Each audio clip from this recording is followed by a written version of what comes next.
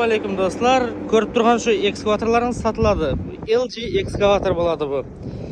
2019-yilda ishlab chiqarilgan ekan. Ishlari shunday gidrochaklar qo'yilgan. Mata chasti 3560. 3560 mata chasti. Ko'rishlaringiz mumkin. Yaxshi holatda, ko'p ishlamagan. Hem yeri saz ishlab turib sotiladi deydi do'stlar. Men ham bunday narsa obzor etib ko'rmagan ekanman. Shu bo'yicha tushunirman. 3560 mana shunday mata chast dedi. Balonlar ham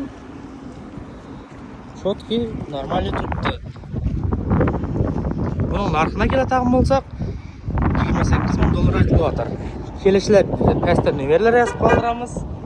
Şu nomerlarga aloqaga chiqaverasizlar.